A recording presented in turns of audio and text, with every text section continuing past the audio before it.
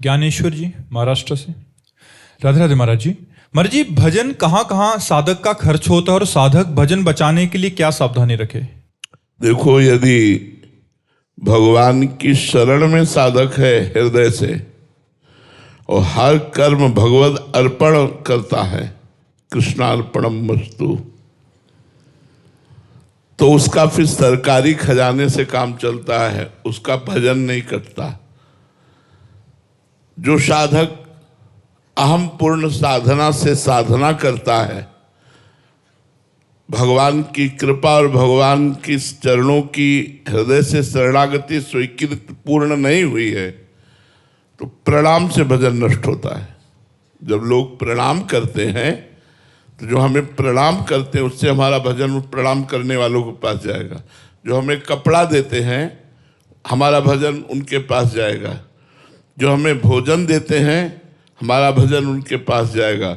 हम जो रुपया लेते हैं, जितना लेते हैं, उसके परिणाम स्वरूप हमारा भजन भगवान से हटकर संसार के उन पुरुषों के पास जाएगा जिन्होंने हमें रुपया दिया, भोजन दिया, कपड़ा दिया, प्रणाम किया, आदर सत्कार किया। इन सब में भजन जाता है। तभी भगवत प्राप्ति जिनको करनी होती, समाज से बच के, रोटी मांग के, खा के, फटे पुराने कपड़े पहनकर अपने भजन को बचाते हैं और बचा करके उसे पचाते हैं और पचाकर भगवान को प्राप्त हो जाते हैं। और जो साधक शरणागत होता है वो ये नहीं देखता कि ये व्यक्ति दे रहा है, वो देखता है मेरे भगवान इस रूप में आकर मुझे दे रहे हैं। उसका भजन नष्ट नहीं होगा। बस ध्यान देने योग्य, मेरे भगवान ही ने कहा है, अनन्यस चिंतयन्तो माम ये जना परिपासते तेसाम नित्याभियुक्ता नाम योगक्षेमम वहाम्यहम्। जो मेरा अनन्य चिंतन करते हैं ऐसे जनों के योगक्षेम का वहन मैं स्वयं करता हूं। ये बात ध्यान रखना। जो निरंतर भगवान की शरण में रहकर भगवान का चिंतन करता है, उसे चाहे रुपया दो, पैसा दो, भेंट, कुछ भी, जो प्रणाम नमस्कार सब आपको तो मिलेगा उसका लाभ, लेकिन उस संत का कुछ भी नहीं जाने वाला, क्योंकि वहां योगक्षेमम वहाम्यहम् भगवान के वचन है।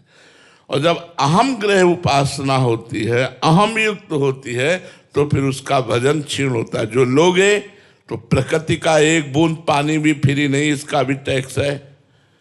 एक बूंद पानी भी प्रकृति का फ्री नहीं, इसलिए प्रकृति का उतना ही प्रयोग करो जितनी तुम्हें आवश्यकता हो, नहीं तुम्हारे पुण्य नष्ट हो रहे हैं। हमारे लिए टोटी खुली है पानी की, तो व्यर्थ में खुली मत रखो, वो किसी के काम आएगी। अगर व्यर्थ में आप पानी ले रहे हो तो टैक्स लग रहा है, आपका भजन कट रहा है, आपके पुण्य नष्ट हो रहे हैं।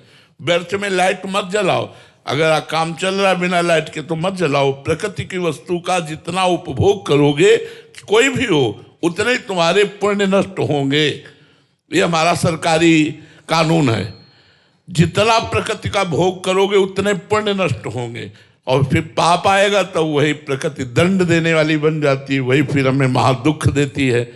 तो भजन करने वालों को जहाँ अहम ग्रह उपासना है, मैं भजन करता हूँ, वहाँ इन बातों से बचना चाहिए। और जो भगवान की शरण में है वो तो जोई जोई प्यारो करे सोई मोहि भावे। महलों में राखो चाहे झोपड़ी में वास दो, जैसी तुम्हारी मर्जी हो। हे नाथ, मैं आपकी शरण में हूँ, तो उनका भजन नहीं करता, उनका भजन सीधा भगवान को प्राप्त कराता है।